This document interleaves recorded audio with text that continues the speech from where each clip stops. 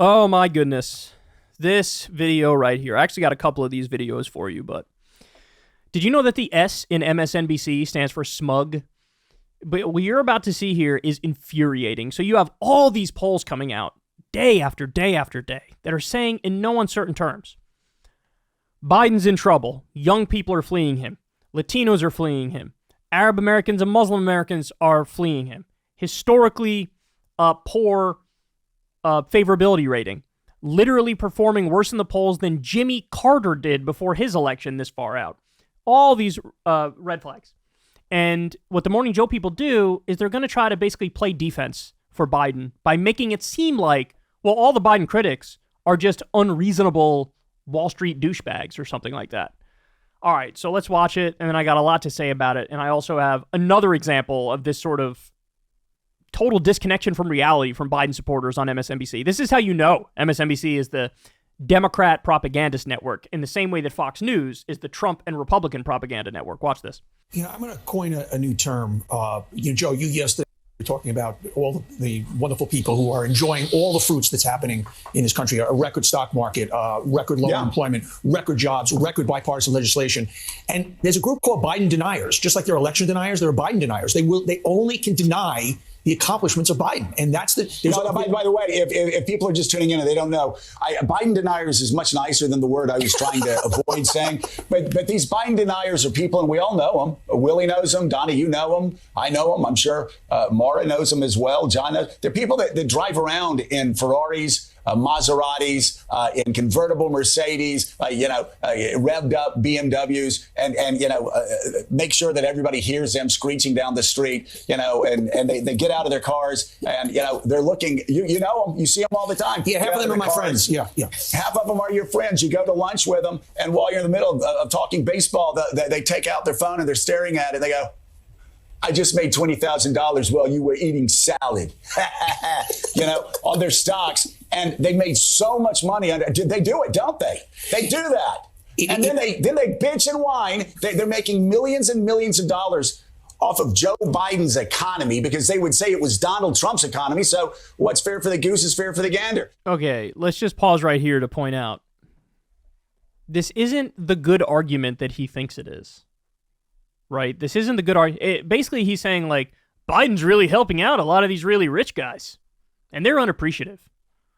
Well, even if that's true, maybe the issue most people have is that he is helping out the rich guys and not the working class nearly enough, right? So, is there a sort of Biden guy or an anti-Biden guy who even before all of his recent failures was against him? They were against Build Back Better, they were against the IRA, they were against the 15% corporate minimum tax rate, they were against student loan debt reduction. Are there those kind of guys that exist? Yes. What percentage makes up the Biden skeptical group of people who are skeptical of Biden? What percentage are the type of guy that they're describing? It's literally 1%, right? Because he's describing 1%ers. They have a Maserati, they have a Lamborghini, whatever you say. This is just, you're exposing the social circles you run in, right? That's all you're doing here. He doesn't say, hey, I met this person who was anti-Biden because their family just got killed in Gaza, and Biden gave Israel the weapons that they used to kill the family. You don't hear him saying that, right? Hey, I met this person who's anti-Biden because Biden promised to do the student loan debt reduction, and then he was in a group that it ended up not getting the student loan debt reduction. You didn't hear that. There are real legitimate concerns with Biden, and he's acting like, no, it's just all rich guys. What? Millions and millions of dollars, some of them billions of dollars in Joe Biden's economy. And then they put the phone down and they start talking about Joe Biden's wrecking this economy. He's destroying America. He's a socialist. Have you heard him talk? He's a socialist. He's not even running the country. They're Biden deniers. The economy is doing incredibly well. Record job numbers throughout the first couple of years. We could go on and on and on. The stock market higher than it's ever been. And these Maserati driving Biden deniers. Was the D supposed to be for douchebag? I think he meant douchebag, right? That's special coming from a guy like Joe Scarborough, who is the definition of a douchebag. It should be the case that if you open up the dictionary and go to douchebag, it's his face sitting staring right at you. Don't they, Donnie? Joe, yeah, and I was laughing yesterday as you were going through this because, as I said just now, half of these people are my friends. So I'd like to give a direct message out there. For all of you whose IRAs and stock portfolios are at an all-time high, I want to understand the issue with Joe Biden. Again, they're telling on themselves. I got rich friends with 401ks and Maseratis, hey, and all these things, and they're doing really well, but they don't like Biden. I said, hey, Biden's great for the rich guys, hey. You can't get a straight answer out of them. When you say to somebody, well, what's the problem? He's too old. He's done a great job. And look at your pocketbook, look at your wallet. And the other thing that's so fascinating, I'm going to use the word stickiness. Nothing sticks to Biden that's good, and nothing sticks to Trump that's bad. That I actually think is true.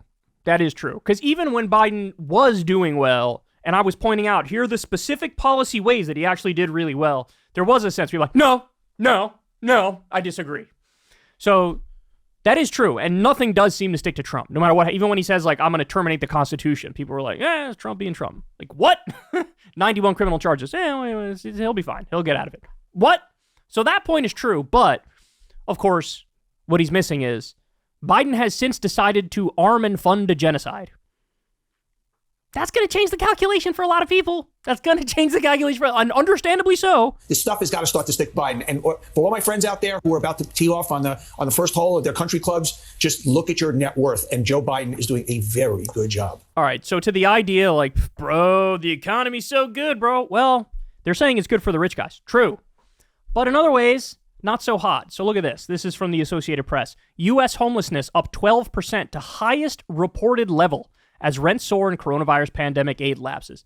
So this is what Joe Scarborough and Donnie Deutsch douchebag would never understand, is that, and we were talking about this even before what Biden did vis-a-vis Israel and Gaza. Like, they let the expansion of the social safety net that we got under COVID, they let that go away. And then, like, immediately, you had a massive uptick in anger and disillusionment and dissatisfaction among the working class.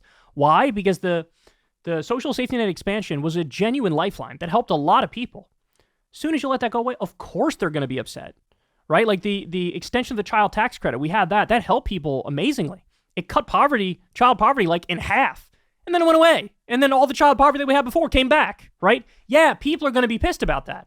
And they're going to say, this happened under Biden. This is unacceptable.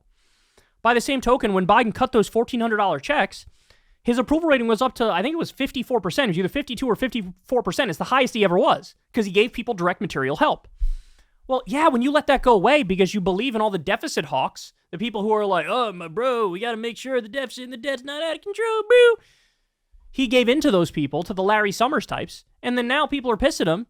And he feels like, oh, the problem was I was too far left-wing. I need to go further to the right. I need to do more deficit reduction stuff. And that's only digging himself in a deeper hole where people hate him more. So they're just wrong. Like the guys here on Morning Joe are just wrong. Like a lot of working class people are annoyed. A lot of working class people are pissed off. When homelessness hits an all-time high, that's going to be a problem, right? It's indicative of a rot that's currently ongoing in our economy where certain people are just left behind. Okay. Now, having said all that, I got another example. More MSNBC North Korean-style Biden propaganda. I'll tell you, Chris, I am completely baffled. I am. I'm baffled by the lack of an engagement from progressives around this good economic news. There's two things I want to say this. One is we've been oversold on the simplicity of it's just the economy, because it's not just the economy. Correct. Voters are a lot more complicated than that. There are multiple variables, and so many voters don't even make most of the sense of their lives from an economic transaction. And by the way, the young voters, which we're going to talk about here shortly, that are most problematic for Biden are showing us that it's simply not the economy. But also, what I think is happening, Chris, is there is this struggle within progressive circles, and it's driving me absolutely insane because the Republicans, as you showed, do not have this same conversation. It is, well, people don't feel like the economy is good, so we can't talk about the economy. And I absolutely want to scream, because the Republicans don't have that problem, Chris. The economy is, people aren't going to feel it unless we're actually telling them and showing them, right? We do have to declare that it's morning in America and that things are good, are getting better, and we have to go out there and start selling it and promoting it. We can't just sit back and wait for people to start feeling it, or it's going to be too late. So, in other words, when the Republicans go out there and they cheerlead and say everything is perfect under our dear leader, their voters believe them. If we go out there and say that, the Democratic voters are still skeptical. Yeah, and they should be, because they're right. Like, that's a problem on the right, is that they're willing, like if Trump goes out, everything's great, everything's wonderful, we're number one in every single category in the world now, best economy ever, this country's never been in a better place. Like, yeah, it's all bluster and rhetoric and sophistry. And then the right just gobbles it up because they're like, we love Daddy Trump and Daddy Trump is delivering for us because he says he's delivering for us. So, like, that's a problem on the right. Something is obviously not true, but they believe it anyway because their dear leader says it. And he's saying, like, well, Democrats should be better at making the argument and so that people believe the economy's good. Look, the bottom line is this. If everything was good enough, right, then the numbers would reflect it. Like I just told you, when Biden cut $1,400 checks, his approval rating was over 50% because it literally directly helped people and they went, good, I support that. So this idea that it's like, oh my God, they just won't acknowledge everything's wonderful. It's like, maybe everything's not wonderful, right? Maybe everything's not wonderful. This is so navel gazing, right? This is so like in your own bubble. Like I try to tell them everything's great and they're like, bro, it's not. And I'm like, you're just wrong, bro. Let me show you this graph. See where this line meets this line? That means there's no problems anymore. Like, what? All right, so we'll end on this one. Think about those MSNBC segments I just showed you, right? Both of them. Now look at this. Biden's job approval is 33% in new Pew survey.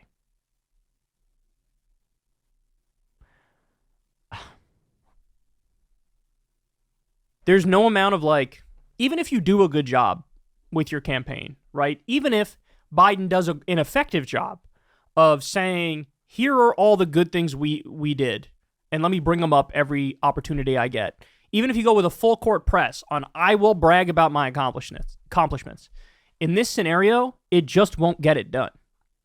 It just won't get it done.